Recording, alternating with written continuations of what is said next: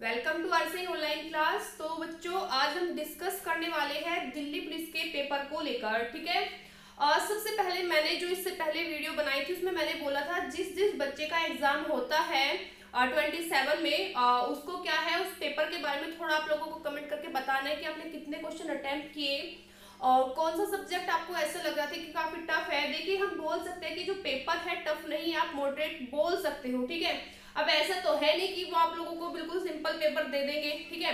Paper ऐसा ही आता है जैसा अभी आया हुआ है। ठीक है। ऐसा ही पेपर आना चाहिए। जिसने अच्छे से तैयारी की है उससे तो ये बिल्कुल भी टफ नहीं लगा होगा। पेपर आप लोग बोल सकते हैं ठीक ठाक पेपर है, लेवल ठीक ठाक है।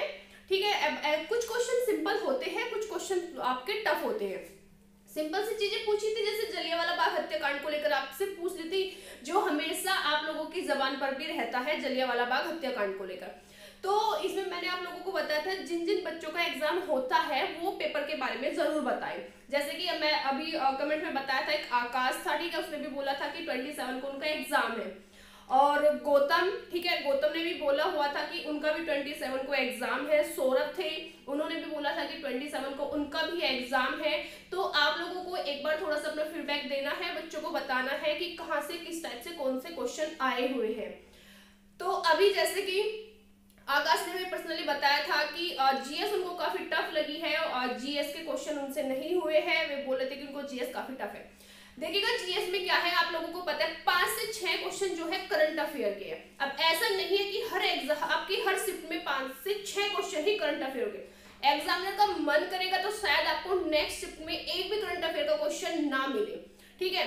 लेकिन आप लोगों को तैयार रहना है, अभी भी आपके पास टाइम है। जिनका आने वाला जो एग्जाम है, नई चीजें बिल्कुल मत पढ़े, फोकस केवल करंट अफेयर पर रखें। एक तो आप लोगों से ट्रॉफी से क्वेश्चन पूछे जा रहे हैं, जैसे रणजी ट्रॉफी हो गई, आपकी क्रिकेट से संबंधित है, क्वेश्चन वहां से पूछे जा रहे हैं जो ट्रॉफियां है, या फिर जैसे कि कोई भी जो महान व्यक्ति है या फिर उनसे उनका नाम देकर ये किनसे संबंधित है, फिर क्रिकेटरों के नाम, किसी भी खिलाड़ी के नाम दे दिए, उससे पूछ ले कि किस खेल से संबंधित है।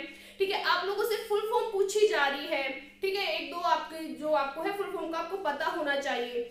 और ये अभी जितनी भी जो आप लोग देख रहे हैं, जो अभी की जो पर्सनली जो आपकी घटना, मतलब ये एक साल की करंट अफेयर नहीं, आप लोग बोल सकते हैं कि आप लोगों के 4 से 5 जो महीने पहले की करंट अफेयर है वो आप लोगों से पूछी जा रही है। अभी तक कोविड-19 के इतने क्वेश्चन नहीं बन रहे हैं। नेक्स्ट आने वाले एग्जाम में हो सकता है कि कोविड-19 से क्वेश्चन बन सकते हैं।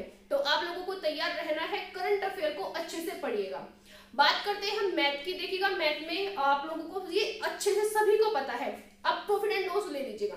प्रॉफिट एंड लॉस के क्वेश्चन 3 से 4 क्वेश्चन जो है आपसे प्रॉफिट एंड लॉस से पूछे जा रहे हैं, और वो भी आप लोगों से इसमें आपको एमआरपी जो देता है। ठीक है। तो मतलब इस टाइप से आपसे क्वेश्चन पूछे जाए, 3 से 4 क्वेश्चन है, आप लोग आसानी से कर ले जाओगे। जिसको प्रॉफिट एंड लॉस जो पढ़ना है आप प्लेलिस्ट में जाकर देख सकते हो। ठीक है। एप्टीट्यूड के नाम से जो है उसमें मैंने अच्छे से आप लोगों को प्रॉफिट एंड लॉस कराया हुआ है। और उसमें भी आपको करना क्या है बच्चों, डिस्काउंट वाला जो पार्ट है वो आपको अच्छे से कवर करना है। ठीक है। CISI से आप लोगों से 2 क्वेश्चन पूछे जा रहे हैं, तो 2 क्वेश्चन आपके फॉर्मूला बेस पर अच्छे से तैयार कर लीजिएगा। CI और SI भी मैंने आप लोगों का कंप्लीट करा दिया है। एप्टीट्यूड का जो है प्लेलिस्ट उसमें ही आपको वहां से मिलेगा।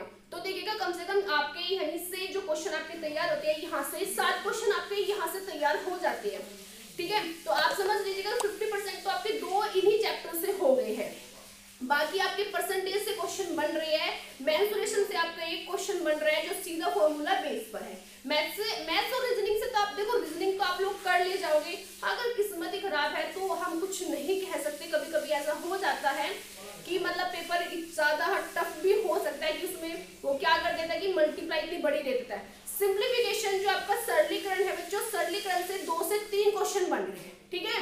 तो मैंने आपको खास एवरेज से एक क्वेश्चन आप लोगों का बन रहा है। बाकी मैंने आपको कंप्लीट कराए, मैंने जो है आपके चैप्टर कंप्लीट करा दिए हैं। तो आप लोग एक बार या तो इनका फटाफट से रिवीजन कर लीजिएगा, जिनके एग्जाम में अभी भी 3 से 4 दिन है। एक दिन में अपने चैप्टर आपने कंप्लीट किए, प्रॉफिट एंड लॉस, परसेंटेज आपने कंप्लीट किया, एवरेज हो गया, डिस्काउंट हो गया, मेंसुरेशन हो गया, मैथ आपका खत्म हो गया, रीजनिंग आपकी परफेक्ट है। करंट अफेयर पे अच्छे से ध्यान दीजिएगा।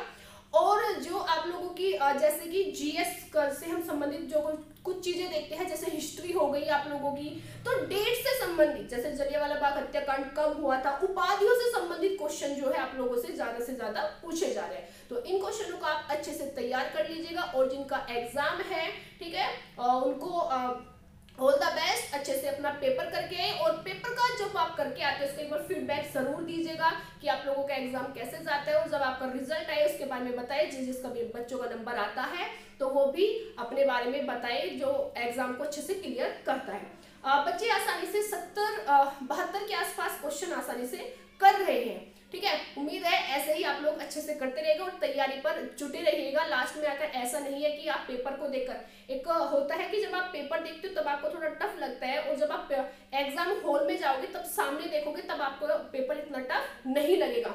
अभी थोड़ा सा जब आप देखते होगे, जब और भी टीचर जो बताते हैं ये क्वेश्चन पूछे गए हैं तो आपको टफ लगेंगे, लेकिन जब आपके सामने आपके वाला पेपर आएगा तब आपको पेपर टफ नहीं लगेगा, अगर आप लोगों ने अच्छे से तैयारी की हुई है। तो जिनका भी अभी एग्जाम है उनको ऑल द बेस्ट, अच्छे से अपना पेपर करके आइएगा और अपना फीडबैक जरूर दीजिएगा।